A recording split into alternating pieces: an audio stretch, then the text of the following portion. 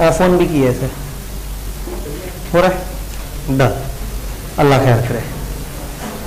शुक्र ऑनलाइन वाले व्हाट्सएप गालियां देते हैं, सामने नहीं आते, क्योंकि उन बेचारों की आवाज जो है ना वो जब भी डाउन होती है। घर जाके जब आपने पढ़ा तो आपको बड़ा अजीब सा लगा, आपने कहा ये क्या हुआ? हमने तो खाली ट्रू एंड फेयर वर्ड पढ़ा था, ये नीचे तो अजीब अजीब सी बातें हो गई। फिर आपको शिद्दत से ऐसा कि काश आपने FR1 में जब टीचर आपको कहता था, क्योंकि ये सारी बातें थी तो आपकी पढ़ी नहीं। अब मटेरियलिटी की बात आपने दर्जनों दफा सुनी है। मटेरियलिटी की डेफिनेशन FR1 में ऑफिशियली शामिल भी है, लेकिन उस टाइम पे आपने उसको इग्नोर मार दिया था। तो खैर इधर भी बहुत ज्यादा परेशानी की बात नहीं है। ये चैप्टर 1 की बात कर रहा है, मटेरियलिटी को हम पूरा स्टैंडर्ड पढ़ेंगे, तो यहाँ मटेरियलिटी को याद करने की जरूरत नहीं है। यहाँ ट्रू एंड फेयर के ऊपर बहुत ज्यादा गहराई में जाने की जरूरत नहीं है। हाँ, जो चीज आपको तकलीफ दे सकती थी वो एडवांटेजेस के अंदर का एक जुमला और लिमिटेशन के अंदर का एक आध जुमला, वो मुझे अंदाजा है, और मैंने इसीलिए वो नहीं पढ़वाए थे यहाँ कि आप घर जाके पढ़ें, थोड़ा सा टक्कर मारें, फिर आप आए तो फिर जरा एक हेल्दी डिबेट हो। सबसे पहले मुझे एक बात बताएं कि क्या वर्ड ऑडिट एक ऑफिशियल एग्जामिनेशन है अकाउंट्स का? ये तो हो गई देसी डेफिनेशन, से उठा के फेंक देते हैं साइड पे। ऑडिट फाइनेंशियल स्टेटमेंट्स को चेक करने के बाद एक ओपिनियन तक पहुंचने को कहते हैं, जिसमें ऑडिटर ये बताता है कि इनका फ्रेमवर्क,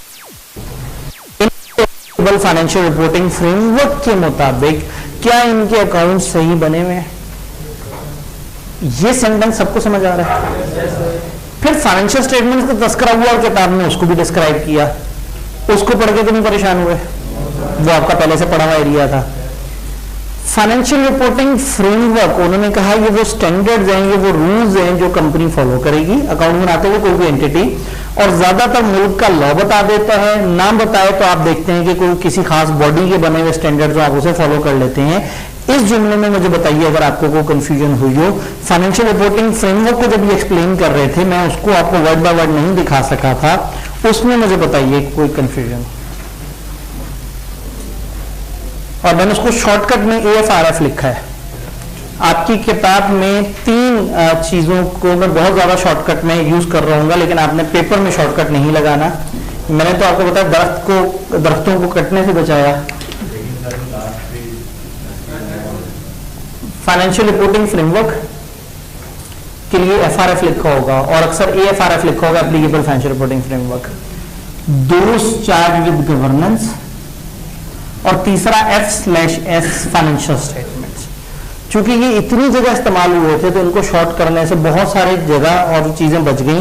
तो चूंकि आपके पास पूरी किताब नहीं है, नहीं तो किताब के प्रीफेस में मैंने बताया है कि ये 3 वो एब्रीविएशंस हैं जो मैंने जगह जगह इस्तेमाल की, और इंटरेस्टिंग बात है कि ये अलाउड नहीं है। यानी ये आपको सिर्फ मैं बता रहा हूं कि वहां शॉर्ट करके लिखा है, आपने इतना शॉर्ट नहीं लिखना।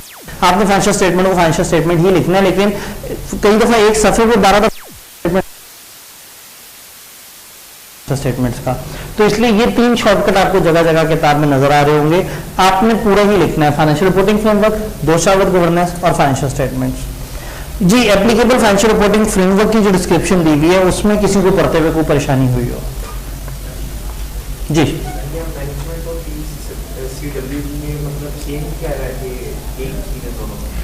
नहीं, असल में हम ये कह रहे हैं कि मैनेजमेंट और जहां थोड़ा सा दोषावत गवर्नेंस भी इन्वॉल्व है। असल में दोषावत गवर्नेंस, ओनर्स के नुमाइंदे कभी कभी खुद भी मैनेजमेंट होते हैं। फॉर एग्जाम्पल पार्टनरशिप में बात करूं तो वहां वही दोषावत गवर्नेंस है पार्टनर्स, और वही मैनेजमेंट है। फिर अगर मैं बात करूं एक कंपनी की, तो जो सामने नजर आ रहे हैं वो और लोग हैं, और जो असल ओनर्स है वो और है। तो वहां डायरेक्टर्स दोषावत गवर्नेंस के नुमाइंदे हैं, और जो एम्प्लॉइज हैं, लेकिन डायरेक्टर्स में कुछ एम्प्लॉय डायरेक्टर्स हैं, वो दिखने में डायरेक्टर है लेकिन है मैनेजमेंट। तो मैनेजमेंट और दोषावत गवर्नेंस में कभी कभी थोड़ा सा ही फर्क होता है। तो ये एंटिटी टू एंटिटी करते हैं, ये बेचारे हैं, या तो एक दफा कह दें ऑडिट कर रहे हैं, ये तनाजुर में डायरेक्टर मैनेजमेंट बोल दिया करें। ये बेचारे बोलते हैं ग्लोबल वर्ड्स, कंपनी की बजाय एंटिटी बोलेंगे, दोषावत गवर्नेंस बोलेंगे ओनर्स या डायरेक्टर्स के बजाय। तो वही कह रहे हैं कि applicable financial reporting framework adopted by management and where appropriate do travel governance, वो फ्रेमवर्क जो मैनेजमेंट वाला अडॉप्ट करते हैं और जहां जरूरी समझा जाए दो ट्रैवल गवर्नेंस वाला अडॉप्ट करते हैं in preparation of financial statement that is acceptable, statement जो एक्सेप्टेबल हो उस एंटिटी के नेचर और समझ आया, इट इज रिकमेंडेबल और रेगुलेशन।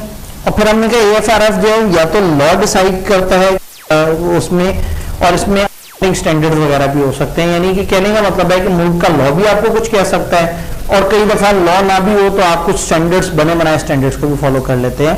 AFRF की डिस्क्रिप्शन में कोई कंफ्यूजन? ठीक, नीचे आपने अकाउंटेबिलिटी, स्टीवर्डशिप एंड एजेंसी का कॉन्सेप्ट पढ़ा, उसको सिर्फ एक रीडिंग देनी थी, इन्होंने बस वही जनरल बातें की हैं कि वो आपके नुमाइंदे हैं, देखिए वो ख्याल रखते हैं, वो एजेंट होते हैं, उनको आपकी फिक्र करनी चाहिए। ये जो जुमले नीचे लिखे हुए हैं इसमें कोई कंफ्यूजन, कोई सेंटेंस? बोर्ड ऑफ डायरेक्टर्स जी, ऊपर वो एक्सप्लेन भी किया हुआ, board of director second line में लिखा हुआ, थर्ड लाइन में उसके साथ BOD लिखे ताकि नीचे हम लिख सकें तो फिर परेशानी ना हो। जी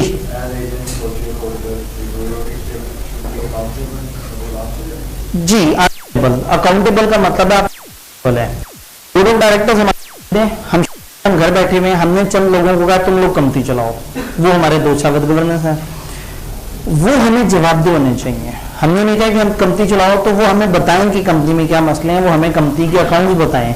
और ऐसे में अगर हमें लग रहा है वो अच्छा नहीं चला रहे तो कोई बात नहीं, ऑडिटर आ रहा है ना, जब ऑडिटर ऑडिट करेगा तो पता लग जाएगा कि परफॉर्मेंस कैसी चल रही है। तो board of director share holders को वैसे ही अकाउंटेबल होता है जैसे ही असेंबली मेंबरान हम आम इंसानों को अकाउंटेबल होते हैं। हमने चूज किया होता ना कि जाओ मुल्क हमारे पे आप, तो वो हमारे नुमाइंदे हैं, अवामी नुमाइंदे, वो हमारे खादिम हैं, सर्वेंट हैं, तो उन्हें हमें उतना ही जवाबदेह होना है जितना ये बोर्ड ऑफ डायरेक्टर्स लोगों को जवाबदेह होते हैं। जी, ये नीचे जुमले लिखे हुए क्लियर है सबको? नेक्स्ट पेज पे हल्की सी डिस्कशन थी ट्रू एंड फेयर पे, मतलब फ्री फ्रॉम एरर और फेयर का कोई बाइस नहीं, उनकी प्रेजेंटेशन बेहतर हो, ये दो जुमले समझ आए? नीचे ट्रू एंड फेयर का मतलब है कि फाइनेंशियल्स पे भरोसा किया जा सकता है, 100% परफेक्ट ना सही लेकिन वो यूजर्स को एक रीजनेबल लेवल की तसल्ली दे रहे हैं। ट्रू एंड फेयर समझ आया? सिर्फ एक दफा पढ़ने वाला है ये असूलन ट्रू एंड फेयर को आपने रटा नहीं मारना कि ट्रू एंड फेयर की डेफिनेशन, और पेपर में अगर आ भी जाए तो आप लोगों ने इतनी अकाउंट इतनी सारी चीजें पढ़ी हुई हैं कि उसके बाद आप इसको खुद से कुछ तो एक्सप्लेन कर सकते हैं। मेटीरियलिटी कॉन्सेप्ट, इसमें मुझे बताइए थर्ड पॉइंट, पहले दो पॉइंट क्लियर है, सेकंड पॉइंट बोल लेते हैं। एक काम करते हैं तो सारा पढ़ लेते हैं, हमारा क्या जा रहा है। Auditor reports in accordance with concept of materiality, auditor materiality मैजूर में रिपोर्ट करता है। मेटीरियलिटी के कॉन्सेप्ट को ऑडिटर भी उतना ही ध्यान में रखता है जैसे अकाउंट्स वाले रखते हैं। He gives an opinion on whether the financial statement present fairly in all material respect the financial position and performance of the entity। ये in all material respect को हटा के देखते हैं। He gives an opinion on whether the financial statement present fairly the financial position and performance। क्या financial statements company की financial position और बाकी सारी चीजें सही से दिखा रही हैं, ये बताता है। अब सही से दिखा रही हैं में सिर्फ मटेरियल हम बात कर रहे हैं, यानी ऐसा नहीं होगा कि एक शेयर होल्डर उठ के कह दे 200 रुपए की सेल तो रिकॉर्ड ही नहीं हुई, एरर था, क्यों नहीं ठीक करवाया, कम कहेंगे वो इनसिग्निफिकेंट था। हम ये कह रहे थे कि ये फाइनेंशियल्स इन मटेरियल टर्म्स आपको मैक्सिमम चीजें सही दिखा रही हैं। तो ऑडिटर मटेरियलिटी के कॉन्टेक्स्ट में ऑडिट कर रहा है, तो इंफॉर्मेशन फाइनेंशियल्स में अगर इमटेरियल है और वो सही से प्रेजेंट नहीं हुई तो ऑडिटर उसकी एश्योरेंस नहीं दे रहा। ऑडिटर मटेरियल चीजों को लेके कह रहा है कि मटेरियल चीजों को अगर हम ध्यान में रखें तो फाइनेंशियल्स ने अच्छा प्रेजेंट किया हुआ है। ये जुमला क्लियर है? Information is material, information material होगी कब? If on the basis of financial statement it could influence the economic decision of users should it be omitted और मिसस्टेटेड। अगर ये इंफॉर्मेशन गायब हो तो यूजर का डिसीजन गलत हो जाए, ये इंफॉर्मेशन मिसस्टेटेड हो, गलत हो तो यूजर, यानी एक ऐसी इंफॉर्मेशन जिसका ना होना या जिसका खराब होना यूजर्स के इकोनॉमिक डिसीजंस को मुतासिर कर दे वो मटेरियल है। यूजर के लिए जो चीज इंपॉर्टेंट है वो उसे पता लगनी चाहिए।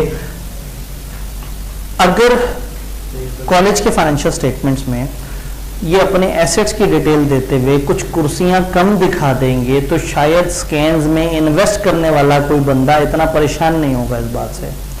लेकिन किसी टीचर की सैलरी स्किप कर देंगे,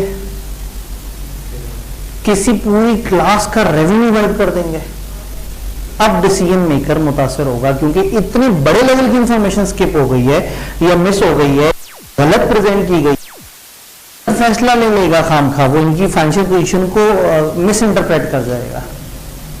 तो फाइनेंशियल स्टेटमेंट में इतने बड़े लेवल की इंफॉर्मेशन का गायब होना या खराब होना जो यूजर्स को कंफ्यूज कर दे या यूजर्स की डिसीजन मेकिंग को मुतासर कर दे, वो मटेरियल है।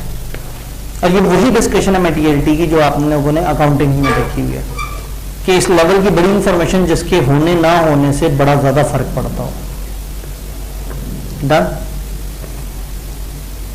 The auditor will not aim to examine every number in financial statement. Auditor हर चीज स्टेटमेंट की वेरीफाई नहीं करना चाह रहा होगा। He will concentrate his effort on more significant item. वो ज्यादा अहम चीजों पर ज्यादा काम करेगा। Done. सिग्निफिकेंट से मुराद है जो मटीरियली, जो अमाउंट वाइज या जो नेचर वाइज जरा ज्यादा बड़ा होगा। थोड़ा सा हम आगे जाते जाएंगे तो हम देखेंगे ऑडिटर सबसे पहले एक एरिया पकड़ता है फाइनेंशियल्स का, फिर देखता है उसमें अहम बात क्या है। अहम किसे कहते हैं? मैं क्या अहम ज्यादा रुपए की चीज को कहते हैं? शायद नहीं। चले मैं एक एग्जांपल देता हूं। आपके हाथ कॉलेज के फाइनेंशियल स्टेटमेंट्स लग गए, हमारे कॉलेज के फाइनेंशियल स्टेटमेंट आपके हाथ लग गए। सबसे पहले कौन सा एरिया देखना चाहेंगे? Teacher service. सबसे पहले जो है ना वो टीचर्स जहन में आते हैं। अच्छा, दूसरे नंबर पे क्या देखना चाहेंगे? रेवेन्यू। ठीक है। इंटरेस्टिंग बात बताऊं, आपने लाखों और करोड़ों वाली चीज तो सोच ली, अरबों वाली चीज नहीं सोची। इनके एसेट्स, जिस बिल्डिंग में हम बैठे हैं 50 करोड़ से ऊपर की है, सिर्फ बिल्डिंग 25 करोड़ से ऊपर। और ये भी मैं तकरीबन 1.5-2 साल पुरानी वैल्यूएशन बता रहा हूँ, जब एक एस्टीमेट लगाया जा रहा था। एक मेन सड़क पे खाली प्लॉट 2 कनाल का जब मिलता है तो वो तकरीबन 27 करोड़ का खाली प्लॉट होता है। जी नहीं, खाली प्लॉट दरमियान में, ये आपकी मेन सड़क, ये 2 कॉलेजों के दरमियान खाली प्लॉट है जहाँ पे वो था पंप। मुझे पता नहीं किसी ने समझा ये बहुत कोई इन्वेस्टर तबियत आदमी होगा, तो मेरे तक उसकी ऑफर पहुंची थी। 27 करोड़ उसकी वैल्यूएशन, सिर्फ प्लॉट। तो भजन आप कहाँ रह रहे हैं? फ्लोर में। ठीक है। तो पासपोर्ट ऑफिस के पास, बरकत मार्केट के इतना करीब, गार्डन टाउन की गिनती के 2 बड़े पार्क्स में से एक बड़े पार्क के बिल्कुल सामने एक ऐसी जगह जिसके एक तरफ गवर्नमेंट डिपार्टमेंट है, दूसरी तरफ पासपोर्ट ऑफिस है, जिधर सुकून ही सुकून है। इस तरह की इतनी पर्पस बिल्ड बिल्डिंग इतना आराम से नहीं मिलती। तो 25 करोड़ से है। अपने नीले टावर की वैल्यूएशन अगर आप कर लें, जो प्लाजा है पूरा, सिर्फ गार्डन टाउन में 4 बिल्डिंग हैं 2-2 कनाल की। एक अबू बकर कैंपस भी और एक हेड ऑफिस भी है जो अक्सर लोगों ने देखा ही नहीं है, वो भी 2 कनाल का है। नहीं, ब्लू बिल्डिंग तो एक सिर्फ ACCA और CA फाइनल का वो है जी, हेड ऑफिस अलावा है। और अब सिर्फ गार्डन टाउन में जिनकी 1 अरब से ऊपर की प्रॉपर्टी हो, आप उनके फाइनेंस में चंद लाख रुपए की सैलरी ढूंढ रहे हैं। कहां फिर रहे हैं आप? लेकिन आप कौन है? आप हैं यूजर। आपका फोकस सैलरी, आपका फोकस रेवेन्यू। तो ये अपने एसेट्स में 10-15, लेकिन अगर ये अपना रेवेन्यू कहेंगे लोग पागल बना रहे हैं, ऐसे नहीं हो सकता, ये तो लूट के, आप लोग मानेंगे नहीं हो ही नहीं सकता। ये तो जो है ना, ये तो बेचारे मासूम से वो बहुत ही कम लेवल पे वो कर रहे होते और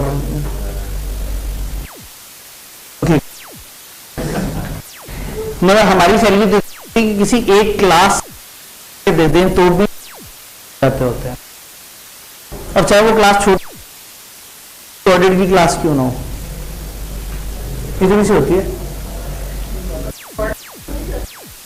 क्या सारे लोग उतने अजर्टिव नहीं होते, उतने बदमाश नहीं होते। कुछ लोग जो है वो, मैं 8-9 साल पहले, उस वक्त से वो जो हर साल जो इन्फ्लेशन होती है 5-6% तकरीबन उतना इंक्रीमेंट है। कहने का मतलब ये है कि आपकी तवज्जो पड़ी चंद लाख की गरीब सैलरियों पर, चंद करोड़ की दरमियानी अमाउंट इनकम पे, और चंद अरब की एसेट्स तो आपने इंपॉर्टेंट। यूजर फाइनेंशियल में देखना क्या चाह रहा है वो इंपॉर्टेंट है। अब समझ आई कि मैं जब ऑडिट करूंगा तो मैंने देखना है कि यूजर ने किन फैक्टर्स पे अपना डिसीजन प्लान करना है, तो मैं अपनी एनर्जीज उन एरियाज के ऑडिट पे ज्यादा लगाऊंगा जो यूजर के लिए ज्यादा सिग्निफिकेंट है। हाँ समझ आई, सिग्निफिकेंट क्या है? तो सिग्निफिकेंट इज यूजर का फोकस किधर ज्यादा है।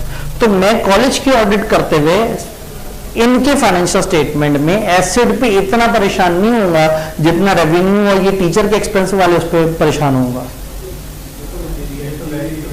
इंतहाई मजे की बात है कि इनका तो सिर्फ बिजली का खर्चा टीचर की सैलरी से ऊपर होता है, लेकिन आपके लिए वो काम का नहीं है, आप उसको ध्यान नहीं करेंगे। थोड़े जनरेटर में पड़ने वाले तेल का खर्चा टीचर से ज्यादा महंगा होता है। आप लोग जो है वो पता नहीं क्या सोच के बैठे हुए हैं, क्या होता होगा और आग लगा देते होंगे सारे जी। मेटीरियल इसका मतलब है कि यूजर्स की एक्सपेक्टेशन के हिसाब से ऑडिटर मेटीरियलिटी के डिसीजन लेता है। तो जब मैं नॉन करंट एसेट्स को ऑडिट कर रहा हूँ तो मैं मेटीरियलिटी का लेवल बहुत ऊपर होगा। 15, 20, 25, 30, 40 लाख के इश्यूज को तो मैं घास ही नहीं डालूंगा जब मैं ऑडिट कर रहा हूँ। जब मैं टीचर्स की सैलरी का ऑडिट कर रहा हूँ तो वहां 1-1.5 लाख रुपए का इश्यू भी मुझे बड़ा नजर आना शुरू हो जाएगा। तो इसका मतलब है मेटीरियलिटी एक रेफरेंशियल चीज है कि किस तरह की चीज को किस तरह से। Materiality user to user vary करती है, सिचुएशन टू सिचुएशन वेरी करती है, टाइम टू टाइम वेरी करती है। मैं मेटीरियलिटी की एग्जांपल दूं, मेरा ख्याल था कि आप लोगों ने अकाउंटिंग में मेटीरियलिटी को बहुत थॉरली पढ़ा हुआ है, लेकिन थोड़ा थोड़ा सा मुझे लग रहा है। एक स्टूडेंट को पहले दिन पैसे मिलते हैं घर से, वो जाता बरकत मार्केट में एक मिल्क शेक वाले के पास, कहता मिल्क शेक कितने का? उसने कहा 180 रुपए का। साथ वाले दोस्त से कहते हैं लोग कह रहे हैं महंगाई हो गई है, एवं लोग कहते हैं बरकत मार्केट महंगी है। अब देखो ना फल हैं इतने महंगे, दूध और वो सारा कुछ ला के बना के मिल्क शेक बना के स्ट्रॉ डालता है, हमें डिस्पोजेबल कप देता है, तो क्या कर रहा है गरीब? 180 रुपए तो कुछ भी नहीं होते। महीने का पहला दिन है,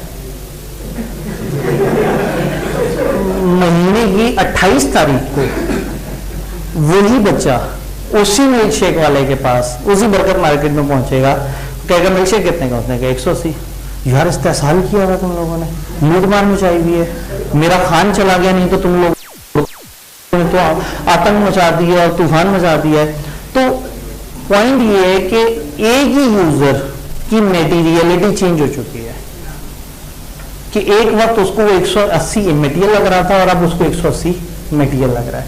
तो ये बड़ा सेंसिटिव इशू होता है कि मेटीरियलिटी क्या है। तो ऑडिटर ने ऑडिट करने से पहले अंडरस्टैंडिंग वाले फेज में यूजर्स को समझना होता है, एंटिटी को समझना होता है, और फिर डिसाइड करना होता है कि मुख्तलिफ एरियाज में व्हाट आर द अमाउंट जो मटेरियल है जिनसे ऊपर के इश्यूज पे मैंने लड़ पड़ना है, और जिनसे नीचे नीचे के इश्यूज होंगे तो ठीक है, मैं कौन सा एब्सोल्यूट एश्योरेंस दे रहा हूँ, मैं भी तो रीजनेबल एश्योरेंस दे रहा हूँ। 100% एश्योरेंस तो नहीं दे रहा, मैं तो ओपिनियन दे रहा हूँ ना, मेरे तो लिमिटेशन है। मैं ये तो नहीं कह रहा हूँ कि आप परफेक्टली से, मैं कसम खा के कहता हूँ फाइनेंशियल सही है, मैं कह रहा हूँ इन my opinion financial giving true and fair. वापस इधर आते हैं, मेटीरियलिटी में कोई कंफ्यूजन? मेटीरियलिटी क्लियर है। फिर आप पहुंचे एडवांटेजेस पे। एडवांटेजेस में स्टैच्यूटरी और नॉन स्टैच्यूटरी। एडवांटेजेस में बताइए कौन सी पॉइंट है जिस पे आप कंफ्यूज हो रहे हैं? थर्ड पॉइंट, वही नॉन स्टैच्यूटरी, वही जिस एक पॉइंट में आपने कंफ्यूज होना था। असल में हमें यह तसल्ली हो जाती है कि मैनेजमेंट ने अपनी कानूनी जिम्मेदारियां तो अदा करी थी, उसके अलावा कुछ कानूनी जिम्मेदारियां नहीं होती। कॉलेज का अगर ऑडिट हो रहा हो तो कॉलेज ने टैक्स देने हैं, ऑडिटर चेक करेगा टैक्स दिया या नहीं दिया, ओनर को बताएगा हाँ जी आपकी इस कैंपस ने टैक्स प्रॉपर दिया है। गवर्नमेंट का ये रूल फॉलो किया, हाँ जी फॉलो किया। अच्छा, अब कुछ चीजें स्टैट्यूटरी जिम्मेदारी नहीं है। कॉलेज में बच्चों को अच्छा पढ़ाया, बच्चे खुश थे, कॉलेज में पिछले साल की निस्बत इस साल ज्यादा रेवेन्यू आया, ये स्टैट्यूटरी नहीं है, ये नॉन स्टैट्यूटरी है। स्टैच्यू कानून को कहते हैं। तो स्टैट्यूटरी जिम्मेदारियों का मतलब है जो कानूनी जिम्मेदारी हैं। ऑडिट होने से दोनों चीजें पता लग जाती हैं कि एक तो आपके इदारे ने स्टैट्यूटरी जिम्मेदारियां पूरी की या नहीं की, और नंबर 2 जब ऑडिट होता है और ऑडिटर ओके सिग्नल देता है तो हमें ये तसल्ली हो जाती है कि इन्होंने परफॉर्म भी अच्छा किया। ऑडिटर को कम गलतियां मिलने का मतलब ये है कि हमारी मैनेजमेंट अच्छा काम कर रही है। तो ऑडिट होने से हमें ये पता लग जाता है, provide assurance to management that they have complied with non statutory requirements. ऊपर हमने स्टैट्यूटरी ड्यूटी की बात की कि स्टैट्यूटरी ड्यूटी पे तो तसल्ली मिली, तसल्ली मिल गई कि उन्होंने नॉन स्टैट्यूटरी रिक्वायरमेंट भी बड़ी कमाल अदा की है। क्लियर है जुमला? इंतहाई मजे की बात है कि जरूरी नहीं कि पेपर में आप अपने एडवांटेजेस लिख सकते हैं। ये इस वक्त जो हम पढ़ रहे हैं ये ज़बानी बात है, ये कोई स्टैंडर्ड नहीं है, ये भी जनरल फजाइल है। इसमें कोई और पॉइंट जी?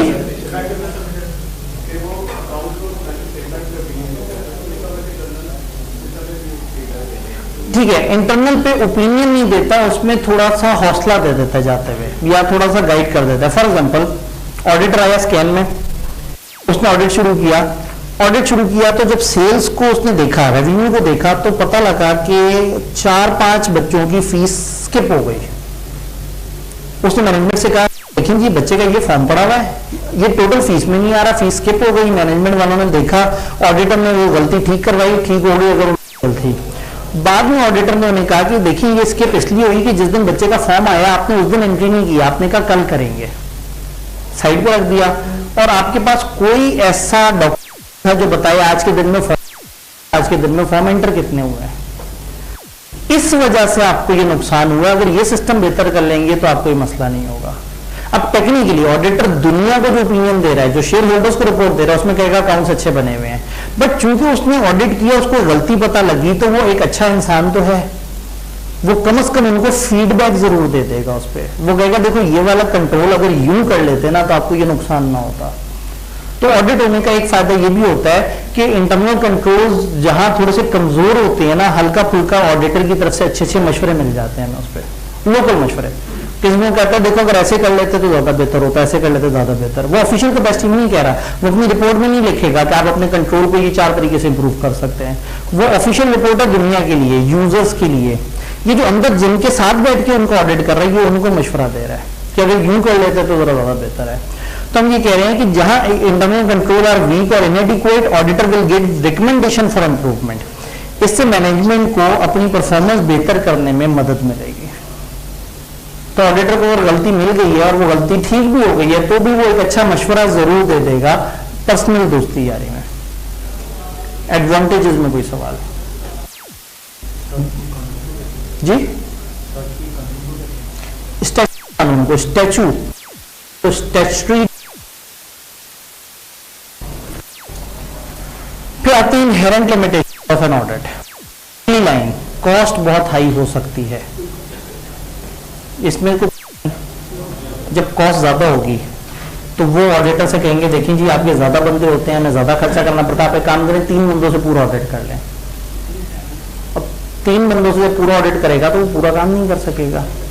या अगर ऑडिटर चाहता है मैं बहुत परफेक्ट एश्योरेंस दूं और मैं 100% ट्रांजेक्शन देखूं तो उसको 100 बंदों की टीम लेनी पड़ेगी, 400 दिन बैठना पड़ेगा, इतना बजट ही नहीं है, इतने पैसे खर्च करने पर ना ऑडिटर तैयार है ना वो तैयार है। तो जो मर्जी हो जाए, बहरहाल कॉस्ट हाई हो जाएगी। अगर बजट से काम करेगा तो ऑडिटर को मजबूरन स्मार्ट काम करना पड़ता है, डिटेल काम से थोड़ा सा बचना पड़ता है, जिसकी वजह से वो परफेक्ट एश्योरेंस नहीं दे सकता।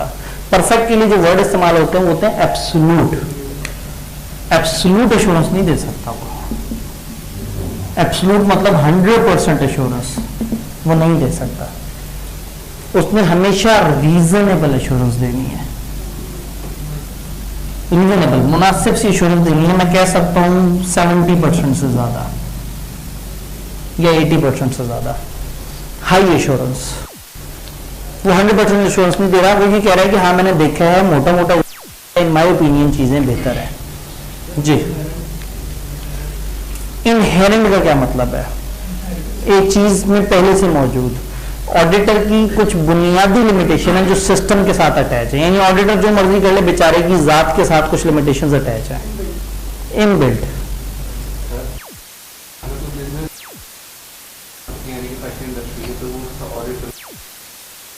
देखो बिजनेस का नहीं पता और उससे उसको ऑडिट कहा गया है, तो अगर उसके पास टाइम और रिसोर्सेज हैं तो पहले वो उस बिजनेस को पूरा अंडरस्टैंड करेगा, उसकी सारे कंट्रोल्स को समझेगा और फिर उसके बाद उसको ऑडिट करेगा। जी, इसका मतलब ये है कि जब उसे बिजनेस का नहीं पता तो पहले अंडरस्टैंडिंग डेवलप करने के बाद ही समझ जाएगा कि इसका मेन एरिया काम नहीं करेगा, लेकिन अब अंडरस्टैंडिंग पे जरा ज्यादा टाइम लगाएगा। जी,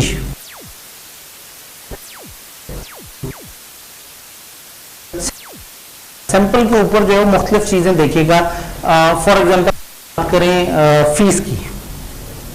अब अगर 4000 बच्चों ने अलग अलग फीस दी है तो तकरीबन सब बच्चों ने मिलती जुलती फीस दी है, ठीक है। तो अब अगर मैं सैंपल कुछ भी उठा लूंगा तो कभी भी मैं बहुत बड़ी पॉपुलेशन को उतना ज्यादा वेरीफाई नहीं कर सकूंगा। लेकिन मेरे सामने 10 एसेट्स हैं या 100 एसेट्स हैं और 3 एसेट्स से 90% कवर हो रहा है, तो वो 3 तो सबसे पहले उठाऊंगा, बाकी में रैंडम नंबर जनरेटर कंप्यूटर से कहूंगा मुझे 6-7 सैंपल दे दो, हाँ, तो वो स्टैट्स भी यूज होगी। तो सैंपलिंग के ऊपर हम एक्सटेंडेड पढ़ेंगे। असल में अभी पहला दिन है ना, तो पहले दिन बहुत सारी चीजें ओपन हो जाती हैं और हर चीज पर अलग अलग स्टैंडर्ड है। जो आपके जहन में जितने भी सवाल हैं हर चीज को आंसर किया, लेकिन आहिस्ता आहिस्ता हम आगे चल के उन सारी चीजों को देखेंगे। पहली बात समझ आई, कॉस्ट। दूसरा, disruption cost to company staff during the audit. Audit में जो कंपनी के स्टाफ को तकलीफ होती है, इससे ऑडिटर को क्या मसला? वो हमें पूरी इंफॉर्मेशन नहीं देगा, वो अगले साल में दाखिल हो चुका हुआ है, जून में ईयर एंड हुआ, जुलाई में मैं पहुंच गया ऑडिट करने। अब वो जुलाई में तो अगले साल जुलाई की एंट्रियां कर रहा है और मैं साथ आगे कह रहा हूं कि वो 5 महीने पहले वो वाली रसीद दे दो, 10 महीने पीछे वाला वो डॉक्यूमेंट दे दो। मेरे ऐसे उलझेगा, कभी मुझे रिप्लाई करेगा, कभी मुझे 3 दिन बाद का टाइम देगा। उन सारी डिस्टर्बेंसेस की वजह से भी वो मेरे साथ उतना कॉपरेट कभी भी नहीं कर सकता जितना एक फारिग इंसान सकता है, तो उसकी वजह से मुझे कुछ परेशानियां होंगी। ये बात समझ आ रही है? तीसरा, some item in subject matter might be estimate whose truth and fairness will not be known with certainty until some point in future। कुछ चीजें यही एस्टिमेट। मैं ऑडिट करने गया, वहां लिखा था प्रोविजन फॉर बैड डेट 2%, तो क्या एग्जैक्टली 2.00% लोग भाग जाएंगे? ये कब पता लगेगा कितने लोग भागे? ईयर एंड के 3-4 महीने बाद। तो ईयर एंड पे बेचारे क्या लिखें, कुछ अंदाजा तो लगाना है, उन्होंने अंदाजा लिख दिया। एक ऐसा अंदाजा है जो उनको भी 100% श्योर नहीं है, फ्यूचर में नहीं पता लगेगा। तो जब मैं ऑडिट करने आऊंगा तो मैं कैसे 100% श्योर दे सकता हूँ अमाउंट पे जिस अमाउंट को वो खुद श्योर नहीं है?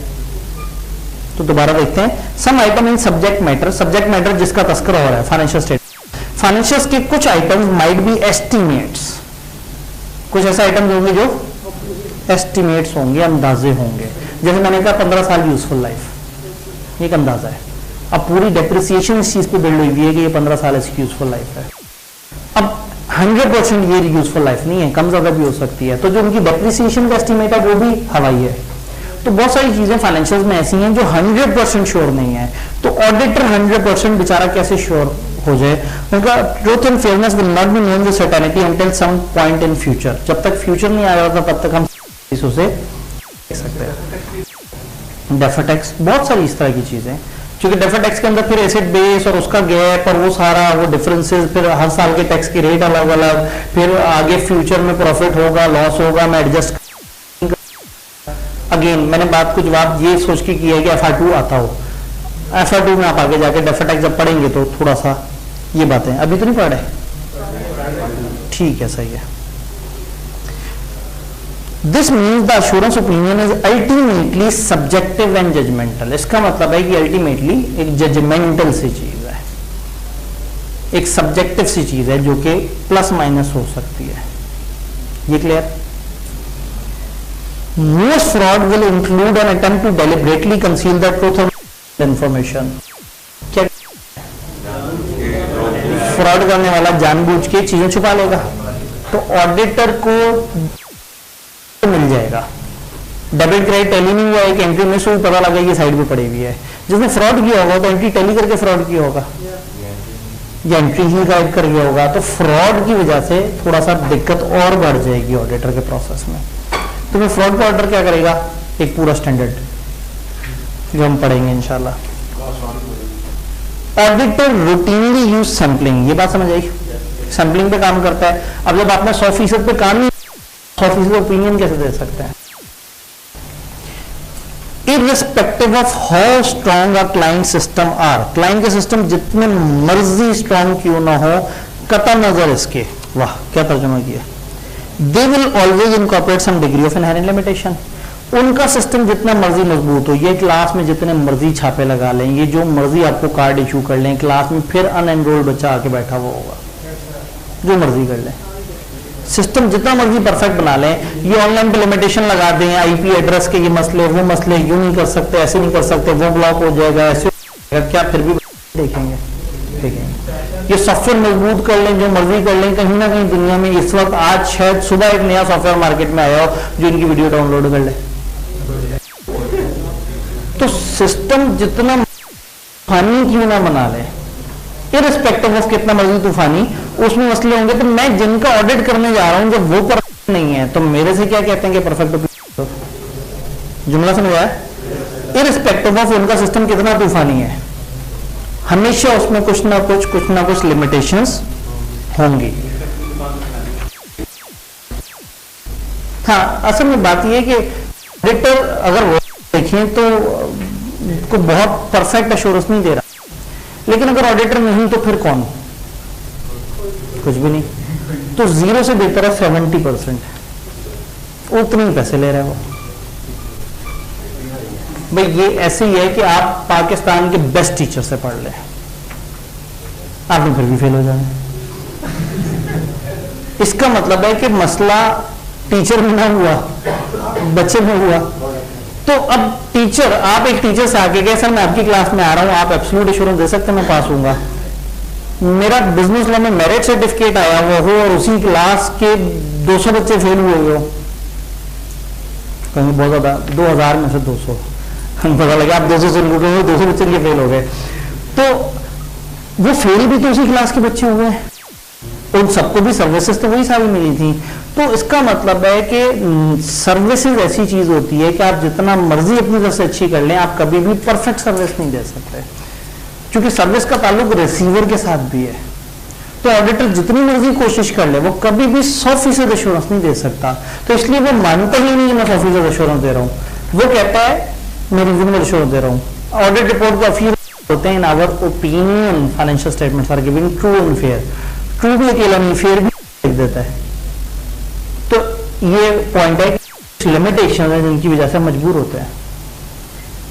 ये जुमला समझ आया। आखिरी जुमला, ऑडिट एविडेंस परसुएसिव होता है, कंक्लूसिव नहीं होता। क्या मतलब था इसका, हमें गाइड कर रहा होता है, फाइनल एविडेंस नहीं होता, कंफर्म हमें बात नहीं कर रहा होता, लेकिन बस हमें लग रहा होता है कि ऐसा हुआ होगा। क्लियर।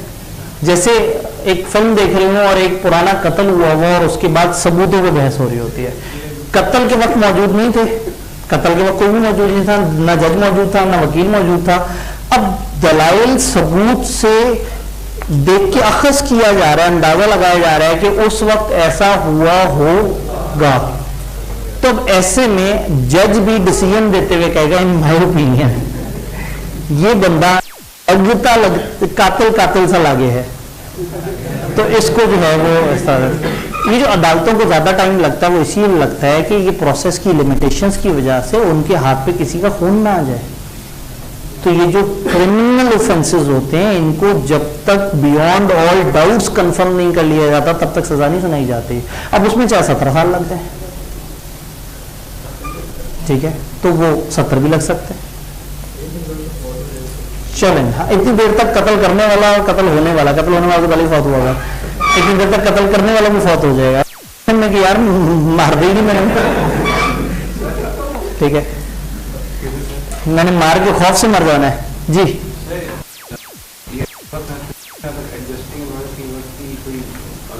ईयर एंड पे अगर कोई एडजस्टमेंट आ जाए, ईयर एंड के बाद अगर कोई एडजस्टिंग इवेंट हो, IAS 10 FR1 में पढ़ा है या FR2 में? तो अभी FR2 में भी आप आएंगे, आप वो स्टैंडर्ड पढ़ेंगे। अल्लाह करे जब तक मैं अपने स्टैंडर्ड पे पहुंचूं, आप पढ़ चुके हो, नहीं पढ़ चुके हुए तो आपको एक बोनस मिलेगा, वो स्टैंडर्ड मैं करा दूंगा आपको, लेकिन मैं सवाल नहीं कराऊंगा, सवाल करा रहे होंगे, मैं उसके मोटे मोटे कॉन्सेप्ट बताऊंगा, क्योंकि उससे रिलेटेड हमारा भी एक स्टैंडर्ड है ISA 560। तो ये बड़ा जोर से जुड़ा हुआ अकाउंटिंग से। जो मैं पहले दिन आप लोगों को कहा कि FR2 नहीं कर रहे तो भाग जाएं, वो किसी वजह से कहा है कि IAS 10 जिसको आता होगा उसको 560 का सवाल, और हर दूसरे पेपर में उसका सवाल आता है, और 10-11 नंबर का सवाल आता है, वो उसी को आएगा जिसको IAS 10 आता होगा। जी, ऑडिटर को कौन अपॉइंट करता है, इसके लिए सिर्फ आपको अगले वीक तक इंतजार करना होगा। इंशाल्लाह ताला मंडे को कंपनीज एक्ट का पोर्शन शुरू करेंगे। चैप्टर 1 के 2 हिस्से हैं, एक में ये डिस्कशन हो रही है ऑडिटर क्या है, किस तरह से आ रहा है वगैरह वगैरह, और एक दूसरा हिस्सा है जिसमें कंपनी लॉ पे हम बात करते हैं। कंपनी लॉ में ऑडिटर की अपॉइंटमेंट कौन करता है, कैसे होती है, किस किस रूट से आता है, उसको देखेंगे। तो ऑडिटर को ज्यादातर ओनर्स अपॉइंट करते हैं, कंपनियों में शेयर होल्डर्स अपॉइंट करते हैं, वो हमारे पोर्शन में है। अभी तो हम सिर्फ ऑडिटर का तस्करा कर रहे हैं। जी, कोई कंफ्यूजन? Everything clear? सब कुछ? नहीं, अकाउंटिंग वाला सवाल नहीं होगा, मसला अकाउंटिंग का होगा। पहले वो कहेंगे बताओ ये मसला क्या है, इसको कैसे सुधारना है, आप थोड़ा सा अकाउंटिंग वाला जवाब देंगे। फिर अगला सवाल का पार्ट होगा कि बताओ अगर वो ना सुधरे तो आप रिपोर्ट के ऊपर क्या करोगे। फिर आप ऑडिट के अंदर आके कहेंगे कि अगर वो ना सुधारे तो मैं उस तरह की ओपिनियन, इस तरह के अल्फाज लिख दूंगा अपनी रिपोर्ट में। तो ये दोनों का मिक्सचर है। पेपर में आई कैन इजीली से कि 20 से 25 नंबर आपके खराब हो सकते हैं अगर आपको अकाउंटिंग नहीं आती। तो आज से FR2 भी ज्यादा अकीदत एहतराम से इस नियत से पढ़नी है कि वो ऑडिट में भी सपोर्ट करती है, और अगर पढ़ के बैठे हुए हैं तो इंशाल्लाह ताला अल्लाह करे वो पास हो जाए तो आपका कॉन्फिडेंस बढ़ जाएगा। तो उस वक्त आपने बस उन चंद स्टैंडर्ड्स को थोड़ा सा क्विकली रिवाइज कर लेना जिनका हम जगह जगह जिक्र करेंगे। नहीं, अनफॉर्चुनेटली फाइनल में तो आप ऑडिटिंग स्टैंडर्ड ले जा सकते हैं, लेकिन कैफ लेवल पे स्टैंडर्ड अलाउड नहीं। यहाँ वो थोड़ा सा रट्टा लगवाना चाह रहे हैं। जी, जो R2 साथ पढ़ रहे हैं, तो जो पढ़ रहे हैं वो तो बाय द एंड पढ़ चुके होंगे। कुछ एरियाज के पास पेपर्स से पहले बता दूंगा कि इसमें अकाउंटिंग इन्वॉल्व है। जैसे जब चैप्टर होगा ना ओपिनियन वाला कि रिपोर्ट कैसे देनी है, तो मैं आपसे कहूंगा कि जो FR2 साथ पढ़ रहे हैं वो तो इसके पास पेपर देख लें। अच्छा, फिर अगर आपने सारे स्टैंडर्ड नहीं पढ़े होंगे तो कुछ सिलेक्टेड प्रैक्टिस करवा के बाकी को हम होल्ड करके एंड पे ले जाएंगे। और कुछ ऐसे जहां पे टॉपिक स्टैंडर्ड से बहुत ज्यादा जुड़ा हुआ है और जब तक स्टैंडर्ड ना करें काम नहीं चलेगा, तो उतना स्टैंडर्ड मैं आपको कवर करा दूंगा जो हमें ऑडिट के लिए चाहिए होगा। ठीक, कोई सवाल? Clear?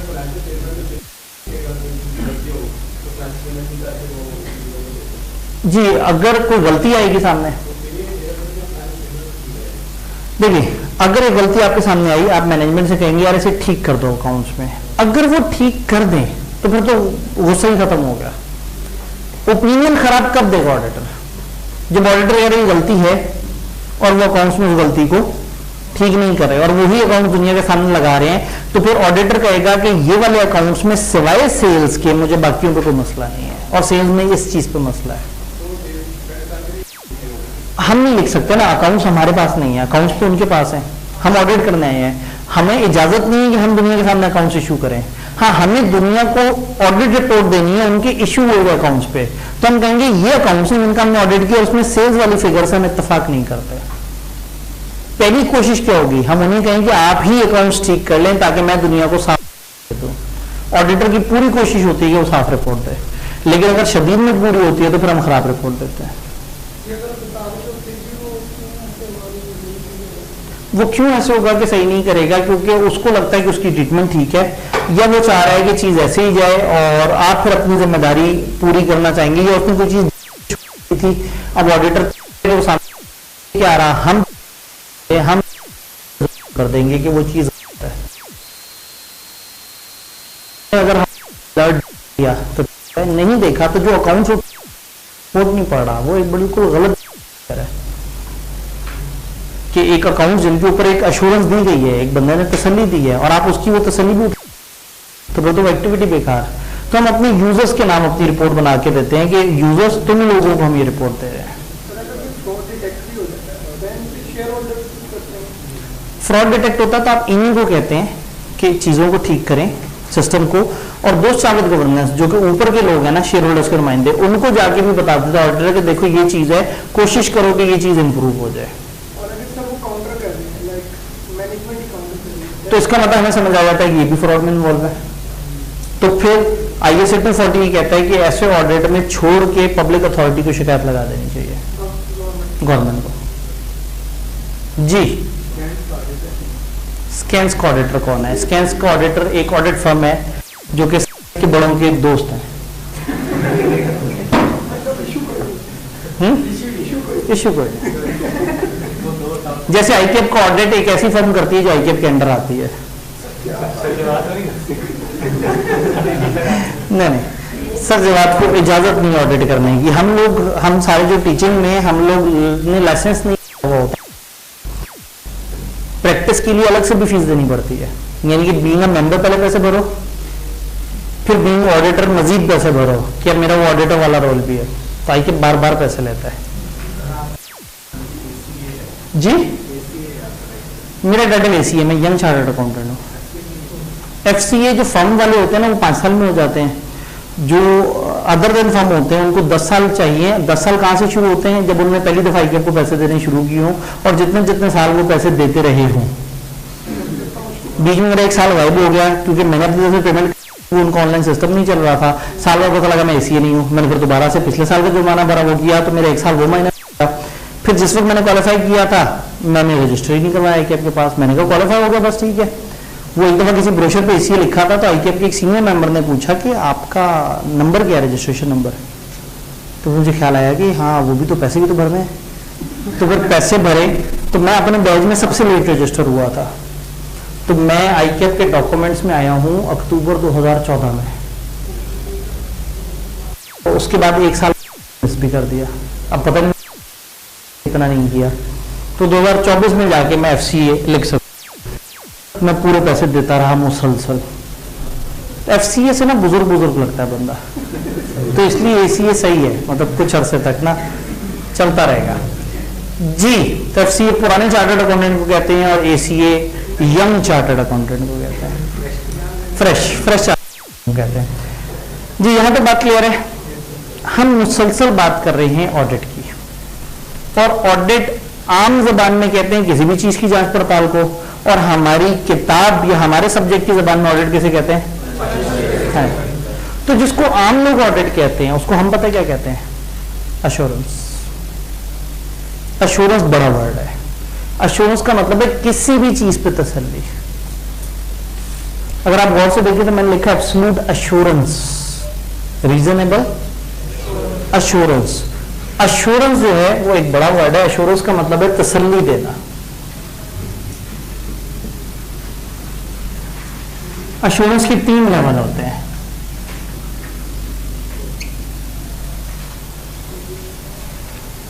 %100 assurance, absolute. Reasonable assurance, अच्छी खासी एश्योरेंस, अच्छी हाई लेवल की एश्योरेंस, 100% नहीं लेकिन वेरी हाई। और फिर एक होती है मॉडरेट एश्योरेंस, दरमियाने लेवल की एश्योरेंस।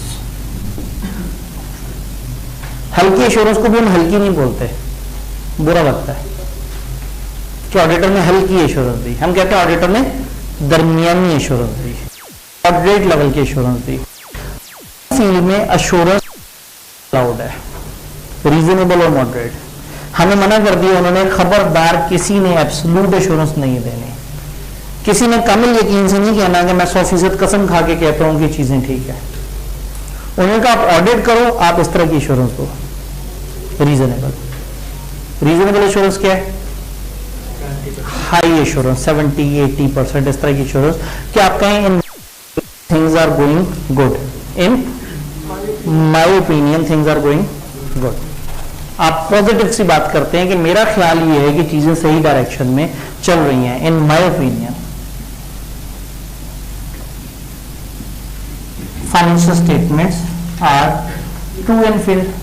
फाइनेंशियल स्टेटमेंट अच्छे हैं, सही बने हुए हैं, इन माय ओपिनियन। कभी कभी इतना टाइम भी नहीं होता। फॉर एग्जाम्पल मैनेजमेंट वालों को हेड ऑफिस ने कहा उनके श्रीलंका में, श्रीलंकन हेड ऑफिस ने कहा अगर अपना अकाउंट भेजना जल्दी से 6 दिन में, उन्होंने तो ऑडिट भी नहीं करवाया हुआ। अब उनको टेंशन ये हो गई कि जो हम अकाउंट्स भेजेंगे इसमें कोई बड़ी गलती निकल आई फिर क्या होगा। उन्होंने एक ऑडिट फर्म से कहा कि देखिए हमारे हेड ऑफिस ने हमसे अकाउंट्स मांगे, तो वो फॉर्म से खुश हो गया। उसने कहा आप ऑडिट करवाना चाहते हैं? मैंने कहा नहीं, ऑडिट तो रीजनेबल एश्योरेंस है ना, हमें बड़ी एश्योरेंस नहीं चाहिए, आप रिव्यू करते हैं, हल्का फुल्का जायजा ले लें।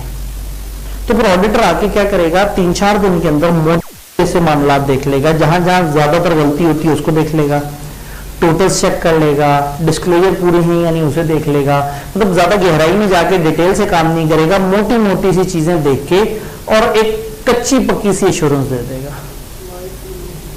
ये एश्योरेंस मॉडरेट या लिमिटेड एश्योरेंस कहलाती है।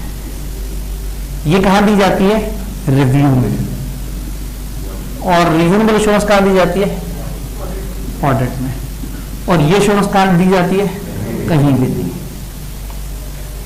तो हम थ्रू आउट अपने सिलेबस में रीजनेबल एश्योरेंस की बात करेंगे, लेकिन आज मैं थोड़ा सा तस्करा मॉडरेट एश्योरेंस का भी कर रहा हूं, हल्की सी एश्योरेंस।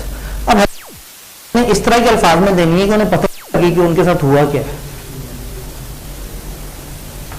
जुमला सुनिएगा, nothing has come to my attention that cause me to believe that financial statements are not materially misstated. मेरे दिमाग में ऐसी कोई चीज नहीं आई जिससे मैं ये कह सकूं कि फाइनेंशियल में मसले नहीं है। इस जुमले का मतलब क्या है? मसले हो भी सकते हैं, नहीं भी हो सकते। मैं नहीं जानता कि वो एक अच्छा आदमी नहीं है,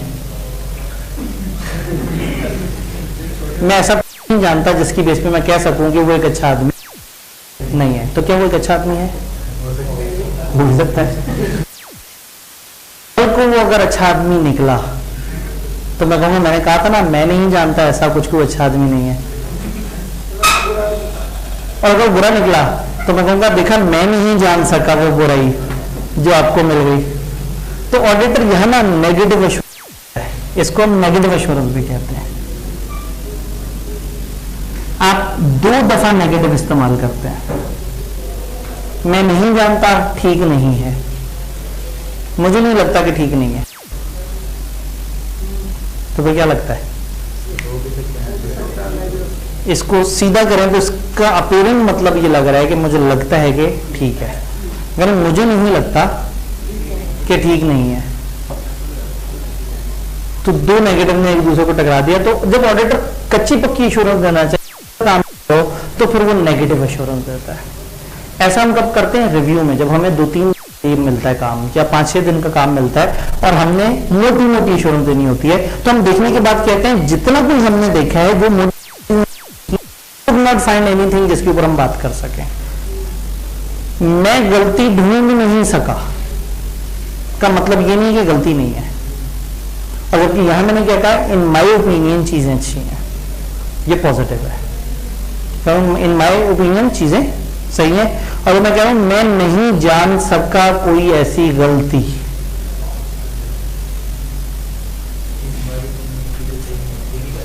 जी नहीं, मेरी राय में चीजें सही नहीं है तो आप एतराज कर रहे हैं। इसमें 2 बातें हो सकती है ना, या आप एतराज करेंगे आप ओके कहेंगे, ओके कहेंगे तो आप कहेंगे my opinion things are good, एतराज करेंगे तो आप कहेंगे my opinion things are not good. इधर अगर आपने साफ ओपिनियन देनी है तो भी अल्फाज नेगेटिव यूज करना है। मेरा नहीं ख्याल, एक मिनट एक तजर्बा करते हैं। फॉर एग्जाम्पल मैं यहां एक बच्चे से पूछूं हाँ भाई कमरे में कितने बच्चे बैठे हैं, वो फौरन से गिनेगा और कहेगा सर कमरे में 71 बच्चे बैठे हैं, फॉर एग्जाम्पल। एब्सोल्यूट एश्योरेंस दे देगा कमरे में बैठा है। मैं कहूंगा जरा बताओ इस वक्त इस पूरे फ्लोर पे कितने कमरों में क्लास हो रही है? देखा उधर देखा सारा कुछ है। एक कमरे में एंटर हुआ, उसे लगा कि क्लास हो रही है, तो उसने सोचा पता नहीं क्लास हो रही है नहीं हो रही, लग तो ऐसा रहा है कि क्लास हो रही है, स्क्रीन चल रही है, बच्चे पता नहीं अब ऑनलाइन कुछ पढ़ रहे हैं या ऊपर से लाइव स्ट्रीमिंग हो रही है। आया, मैंने कहा हाँ भाई बताओ क्लास हो रही है? उसने कहा हाँ इन माई ओपिनियन क्लासेस हो रही है। इधर उसने कह दिया था यकीनन क्लास हो रही है, यकीनन क्लास में थे में से। इधर वो कह रहा है। फिर मैंने कहा कि जरा जल्दी से ऊपर के फ्लोर पे देख के आओ, लेकिन तुम्हारे पास टाइम सिर्फ 1 मिनट का है। जल्दी से ऊपर किया, ऊपर एक दो बच्चे नजर आए जो कि कमरे से निकल रहे थे, जल्दी से वापस आए, 1 मिनट, हाँ जी 1 मिनट पूरा हो गया, बताओ। उसने कहा ऊपर जाके मुझे ऐसा नहीं लगा कि क्लास नहीं हो रही, क्योंकि अब उसके पास इतना मार्जिन ही नहीं है, उसने इतना एविडेंस इकट्ठा ही नहीं किया, उसको कुछ लगा कि ऊपर क्लास हो रही थी तभी तो बच्चे बाहर निकल रहे थे। लेकिन अगर वो कह दे कि हाँ मेरे ख्याल में ऊपर क्लास हो रही है, तो फंस जाएगा, तो कहेगा मेरा नहीं ख्याल कि क्लास नहीं हो रही। तो ऑडिट में ये वाली अश्योरेंस देता है और रिव्यू में ये वाली अश्योरेंस देता है। इधर कम काम करता है, उधर ज्यादा काम करता है। अश्योरेंस किसे कहते हैं? तसल्ली को, किसी भी किस्म की तसल्ली देने को अश्योरेंस कह रहे होते हैं। याद हमने कल एक बात की थी कि अगर आप परेशान होंगे तो मैं जाते जाते आपको दिखा दिया करूंगा, लेकिन वो फिर ऑफिशियल टाइम के बाद दिखा दिया करूंगा इंग्लिश, जिससे आप फिर परेशान भी नहीं होंगे। मेरे ख्याल में अब जो इसके साथ MFA की क्लास थी, इसके आसपास वो भी शायद जरा और आगे चली गई है। 4 बजे क्लास, 4 सवा 4 एक क्लास होती थी शायद, क्योंकि मैंने उसी टाइम पे उन्हीं सर की अबू बकर में क्लास देखी है कल टाइम टेबल पे, तो मैं बड़ा एक्साइटेड हो गया। मैंने कहा इसका मतलब मेरी क्लास के आगे टाइम ही टाइम है, तो जिस दिन दिल करेगा 2.5 घंटे पढ़ लिया करेंगे। ठीक है 1.25 घंटे तक ठीक है। अच्छा जी, समझ आई? अश्योरेंस कहते हैं तसल्ली को, अश्योरेंस कहते हैं हौसला देने को। आप अगर गौर से देखें तो आप अपनी लाइफ में इतनी सारी जगह पे इतनी सारी अश्योरेंस होते हैं। एक डॉक्टर के पास उससे एश्योरेंस ले रहे होते हैं, यहाँ पे मैं बीमार तो नहीं जी, हाँ कॉलेज क्लासें पढ़ के आप एश्योरेंस ले रहे होते हैं कि क्या मैं पास हो जाऊंगा। तो अगर तो आप क्लास में कभी कभी नजर आए तो टीचर कहेगा nothing has come to my attention, nothing has come to my attention that cause me to believe. मैं ऐसा कुछ नहीं जानता कि मैं ये कह सकूं कि ये बच्चा पास नहीं हो सकता।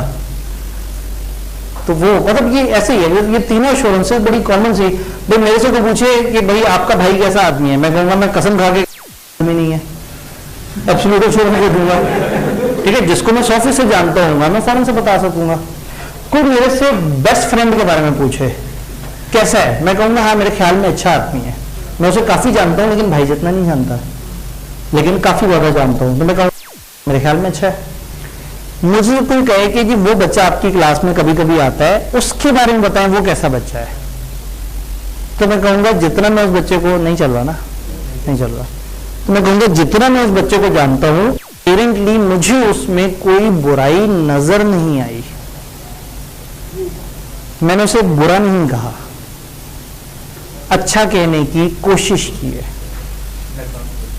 मैं जितना उस स्टूडेंट को जानता हूं मैं ऐसा कुछ नहीं जानता जो उसमें बुरा हो। अगर मैं कह दूं बड़ा अच्छा स्टूडेंट है, मैं इतना जानता ही नहीं कि मैं उसके बारे में कह दूं अच्छा है, और मैं कह दूं बुरा, तो भी गलत है। तो मैं कहूंगा जितना मैं उसे जानता हूं, जितना मैं उससे मिला हूं, मैं अपेरेंटली ऐसा नहीं मानता कि वो बुरा हो। Nothing has come to my attention that cause me बुरा है। और अगर मैं कह रहा हूं इन माय ओपिनियन वो अच्छा है या बुरा है, अगर मैं कह रहा हूं मैं कसम खा के कहता हूं कि वो अच्छा है या बुरा है, तो ये तीनों लेवल एश्योरेंस के समझ आए। इसकी इंग्लिश एक दफा अगर एश्योरेंस के एलिमेंट्स पूरे कर लेते हैं। एश्योरेंस और इंश्योरेंस में क्या फर्क है? इंश्योरेंस हमारे सिलेबस में नहीं है और एश्योरेंस हमारे सिलेबस में है। इंश्योरेंस एक कंपनी की तरफ से दी जाने वाली वो एश्योरेंस होती है कि अगर आपको कोई नुकसान हुआ तो हम आपको पैसे देंगे। वो पैसे देने की तसल्ली देते हैं, हम सिर्फ तसल्ली देते हैं। ठीक है, एश्योरेंस मतलब तसल्ली कुछ भी हो सकती है। एश्योरेंस मैं चंद एग्जांपल्स दूं, जैसे मैंने कहा कि कोरोना के बाद बच्चे कॉलेज भेजते हुए डर रहे थे, अपने बच्चों को भेजते हुए डर रहे थे, बच्चे आते हुए डर रहे थे। गवर्नमेंट ने कहा कि जी वो इदारे कोरोना के बाद क्लासें करा सकते हैं जिन्होंने कोरोना के SOPs फॉलो किए। तो अब वालिदैन बच्चों को अगर कॉलेज भेजना चाहेंगे तो उनको एक एश्योरेंस चाहिए, किसकी तरफ से? कॉलेज की तरफ से। अच्छा, कॉलेज की तो कमर्शियल बात है, कॉलेज तो क्या देगा, हमने कोरोना फॉलो कर लिया, तो एक इंडिपेंडेंट ऑडिटर आना चाहिए। ऑडिटर तो गलत लफ्ज़ है ना, ऑडिटर तो सिर्फ अकाउंट्स को चेक करता है। तो अब हम इस्तेमाल कर लेते हैं, एक एश्योरेंस वाला आएगा वो कॉलेज के प्रोसेस को देख के बच्चों के वालिदैन को एक रिपोर्ट इशू करके देगा, या कॉलेज को या गवर्नमेंट ऑफ पाकिस्तान को रिपोर्ट इशू करके देगा कि ये कॉलेज कोरोना के एसओपीज को फॉलो कर रहा है। इस एश्योरेंस के यूजर्स कौन कौन है? पेरेंट्स, स्टूडेंट्स, गवर्नमेंट, कॉलेज के ओनर, जिनको मैनेजमेंट वालों ने कहा सर हमने फॉलो किए हुए हैं, उनको भी तो तसल्ली मिलेगी। वो कौन सा हर ब्रांच में आके देख सकते। की एक और एग्जांपल, आप अपने गाड़ी पे जा रहे हैं इलाके, आपने अपनी फैमिली से कहा हाँ भाई इकट्ठे चलते हैं पहाड़ी इलाके में। उन्होंने कहा जी हमें आपकी गाड़ी पे भरोसा नहीं, पहले किसी मैकेनिक के पास जाके इसे चेक करवा लें कि क्या ये गाड़ी पहाड़ों पे जा सकती है या नहीं। अब बंदा कहता है मैं चार्टर्ड अकाउंटेंट हूं, मैं कह रहा हूं गाड़ी चली जाएगी। वो कहेंगे आप चार्टर्ड अकाउंटेंट होंगे अपनी फील्ड में, गाड़ी डिफरेंट फील्ड है, गाड़ी की इंश्योरेंस गाड़ी वाले बंदे से चाहिए। तो वो गाड़ी वाला जो मैकेनिक है वो इंश्योरेंस प्रोवाइडर है, और जो घर वाले घबरा रहे हैं वो इंश्योरेंस के यूजर्स हैं। उसने गाड़ी को जो चेक करना है वो प्रोसीजर्स हैं जिससे वो इंश्योरेंस प्रोवाइड करेगा। तो ऑडिट भी तो ऐसे ही होता है। आपको डर होता है, यूजर्स को डर होता है कि अकाउंट्स पे भरोसा करें या ना करें, तो एक इंडिपेंडेंट बंदा बाहर से आता है एश्योरेंस प्रोवाइडर, जिसका नाम होता है ऑडिटर। ऑडिट करता है और फिर उसके बाद यूजर्स को एक ओपिनियन देता है कि चीजें सही तरह से चल रही हैं नहीं चल रही। बात समझ आ रही है? मैं थोड़ा सा आपको एश्योरेंस की दिखाता हूँ, बात बस ये इंग्लिश दिखाने का मरहला।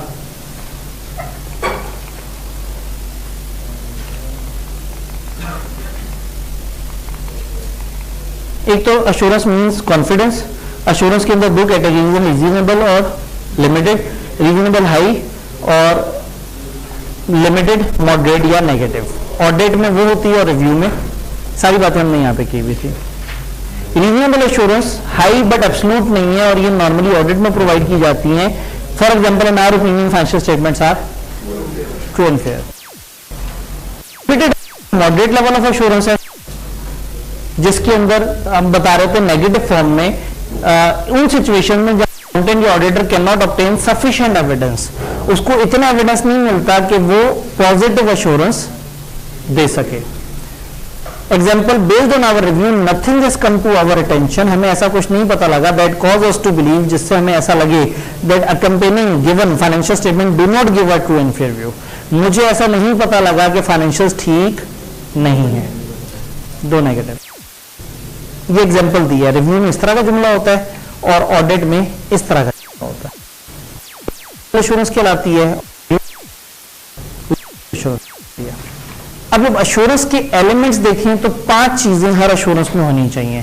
3 पार्टीज होनी चाहिए, सब्जेक्ट मैटर होना चाहिए, क्राइटेरिया होना चाहिए, एविडेंस होना चाहिए और रिपोर्ट होनी चाहिए। 3 पार्टीज, प्रैक्टिशनर हो, रिस्पॉन्सिबल पार्टी हो, इंटेंडेड यूजर हो। ऑडिट में देखते हैं intended users, users of financial statements, share holders. Responsible party जिसने वो काम किया है, मैनेजमेंट वाले जिनको ऑडिट हो रहा है, और जो ऑडिट कर रहा है प्रैक्टिशनर ऑडिटर। सब्जेक्ट मैटर से क्या मुराद है? जिस चीज को चेक किया जा रहा है, किसको चेक कर रहे हैं? फाइनेंशियल स्टेटमेंट को। क्राइटेरिया क्या है? जिसके साथ मैच करके देख रहे हैं कि ये सही बना है या नहीं बना हुआ। एविडेंस किसे कहेंगे? जब आप वर्किंग करके सबूत इकट्ठे करेंगे कि ये क्राइटेरिया फॉलो हुआ या नहीं हुआ। एश्योरेंस रिपोर्ट क्या होगी? जो एंड पे उसने एक ऑडिट रिपोर्ट देनी है।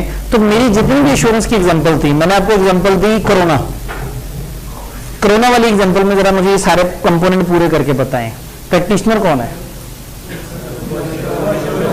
गवर्नमेंट का बंदा जो चेक करने आया है कि एसओपी फॉलो हो रहे नहीं हो रहे। रिस्पॉन्सिबल पार्टी कौन है? कॉलेज वाले जिनकी जिम्मेदारी है। इंटेंडेड यूजर्स कौन है? बच्चे, पेरेंट्स और गवर्नमेंट खुद। सब्जेक्ट मैटर क्या है? एसओपीज फॉलो होना। क्राइटेरिया क्या है? गवर्नमेंट ने कागज दिया होगा, उस पर लिखा होगा ये 11 रूल्स हैं, इनको तुमने मैच करना है। फिर एविडेंस क्या होगा? उसने पहला रूल देखा होगा, कॉलेज से 10 फुट के फासले पे बैरियर होना चाहिए। कॉलेज की होगा, आंखों से देखा होगा, मैयर किया होगा, उसने कहा हाँ 10 फुट वाला टिक लग गया। दूसरा SOPs के मुताबिक हर दूसरी कुर्सी पे लाल रंग का क्रॉस लगा होना चाहिए। उसने कमरे में आके आंखों से देखा, उसने कहा हाँ जी का लाल रंग का क्रॉस लगा हुआ है।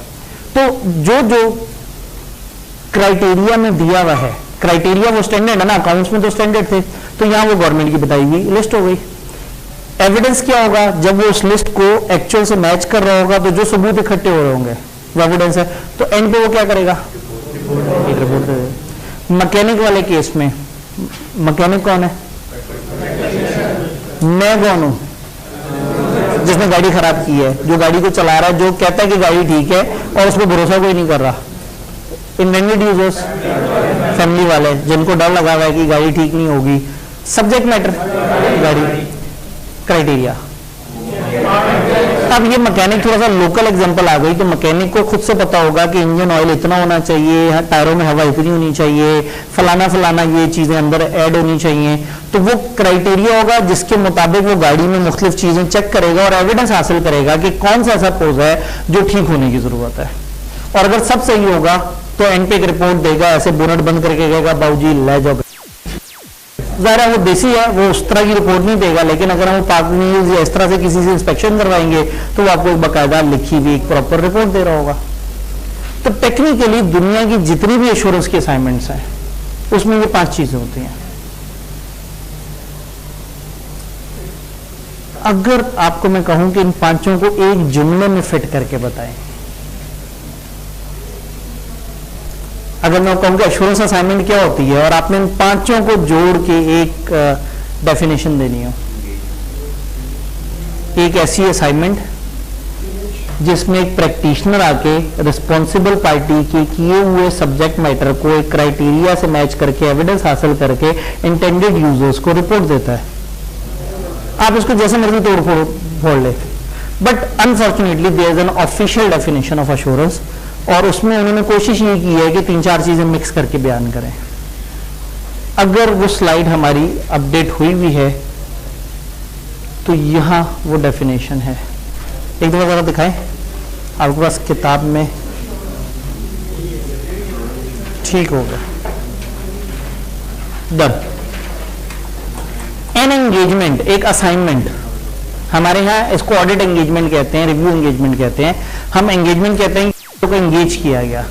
N assignment in which a practitioner, एक practitioner aims to obtain sufficient appropriate evidence, sufficient evidence हासिल करना चाहता है कौन, practitioner, in order to express a conclusion, एक कंक्लूजन देने के लिए, राय देने के लिए, design to enhance the degree of confidence of the intended users, intended users की कॉन्फिडेंस को बढ़ाने के लिए, other than the responsible party, उनसे हटके जो रिस्पॉन्सिबल पार्टी है, about the subject matter, subject matter के बारे में information, that is outcome of measurement और evaluation of an underlying subject matter against criteria, subject matter को क्राइटेरिया से जब मैच करेंगे तो उससे जो जवाब निकलेगा वो इंफॉर्मेशन है। अगर आप गौर से देखिए तो उन्होंने वो सारे कंपोनेंट इकट्ठे करने की कोशिश की। आपके पास जब किताब में आपको नजर आएगा तो अंडरलाइन हुआ होगा, इसमें देखिए, इसमें आपके वो कंपोनेंट प्रैक्टिशनर अंडरलाइन हुआ हुआ, evidence, conclusion, intended user, responsible party, subject matter, criteria. जो चीज नहीं हाईलाइट वो एविडेंस, वो उसके ऊपर ये डिस्कशन में की हुई जो मेजरमेंट या एवैल्यूएशन है ये एविडेंस है। तो अश्योरेंस एलिमेंट, अश्योरेंस असाइनमेंट, आपसे अगर वो पूछे अश्योरेंस क्या होती है, आप कहेंगे तसल्ली देने को, ओके नहीं ज्यादा नंबर के लिए बताओ कैसे कहते हैं, आप कहेंगे अच्छा ये डेफिनेशन। शायद आपको याद हो मैंने आपसे कहा था ऑडिट में हमने रट्टा नहीं लगाना, फिर मैंने एक और बात की थी, 2 जगह पे मैं आपको कहूंगा, एक छोटी सी डेफिनेशन और एक रिपोर्ट के कंटेंट्स। ये वो छोटी सी डेफिनेशन है जो आप खुद सीखेंगे तो nothing has come to my attention that cause me to believe कि आप सही लिख रहे होंगे, तो मुझे बहुत ज्यादा यकीन है कि आप अच्छा नहीं लिख रहे होंगे। तो दिस इज गुड कि छोटी सी डेफिनेशन है, इसको क्रैम कर लिया जाए। मैं क्रैम करने का पूरे ऑडिट में मुश्किल से 1-2 दफा कहूंगा, वो दूसरी दफा चैप्टर 14 में आएगा, उससे पहले अगर मैंने कह दिया कि लाजमी क्रैम करें तो आपने मुझे पकड़ लेना है। एक तो अश्योरेंस समझ आया, अश्योरेंस के अलग अलग लेवल समझ आए, ऑडिट में कौन सी अश्योरेंस है और रिव्यू में कौन सी अश्योरेंस है ये समझ आई, अश्योरेंस के एलिमेंट समझ आए कि वो क्या होते हैं, क्या कहना चाह रहे हैं, तो टेक्निकली ये 2 सफ़े आपके बनते हैं आगे पीछे के गालबन, ये आप लोगों ने देख के आने हैं पेज 3 और पेज 4। जी जी बिल्कुल, ये सारा तीसरा और चौथा पेज, ठीक है ठीक है ठीक है।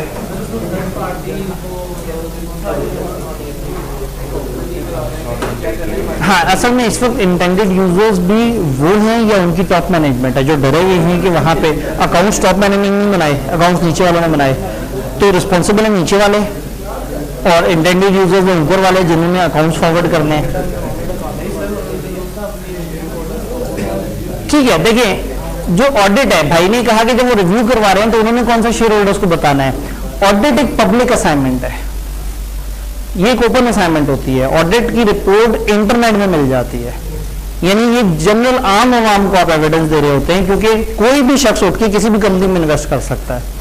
तो ऑडिट रिपोर्ट पब्लिक होती है। रिव्यू अगर किसी खास इदारे ने अपने किसी मकसद के लिए कराया है तो वो नॉर्मली उस इदारे के पास होती है। तो ध्यान में रखना है कि ऑडिट जो है वो ये एक्सटर्नल ऑडिट कहलाता है, ये इंडिपेंडेंट होता है और ये पब्लिक रिपोर्ट होती है, इसका यूजर आम आवाम भी होती है। जी 3 पार्टी हो गया पूरा रिव्यू में, इसमें पूरे करते ना। पीछे के कुछ लोगों ने अकाउंट्स बनाए हुए थे, उस ब्रांच को हेड ऑफिस को चाहिए थे, तो आपकी जो ब्रांच का हेड था वो परेशान बैठा हुआ था। उसने ऑडिटर से कहा यार मुझे इस पर रिपोर्ट दो, रिव्यू रिपोर्ट दो। तो जो आपका बॉस है जिसने अकाउंट्स बनाए नहीं है लेकिन वो परेशान है, वो यूजर है। जो नीचे के लोग जिन्होंने अकाउंट्स बनाए हैं वो मैनेजमेंट है, रिस्पॉन्सिबल पार्टी, और जो आके चेक कर रहा है वो प्रैक्टिशनर। एक दफा पेपर में सवाल आया था कि एश्योरेंस के कंपोनेंट्स बताएं और ऑडिट में वो कंपोनेंट पूरे करके दिखाएं। और मेरे ख्याल को 7-8 नंबर का सवाल, मजेदार सा सवाल। मतलब ये अगर कॉन्सेप्ट समझ आ जाए, कॉन्सेप्ट समझ आया, आप घर जाके पढ़ेंगे, अगले दिन आएंगे, फिर हम सवाल जवाब करेंगे, अच्छी तरह से समझ आएगा तो फिर इंशाल्लाह आगे चलेगा। जी आप एग्जांपल दे सकते हैं, समझा नहीं? ठीक है, मेरी तरफ से छुट्टी हो गई है, पता लगा कि सारे बच्चे खिलाकर बैठे हुए हैं, छुट्टी हो गई। जी बताइए।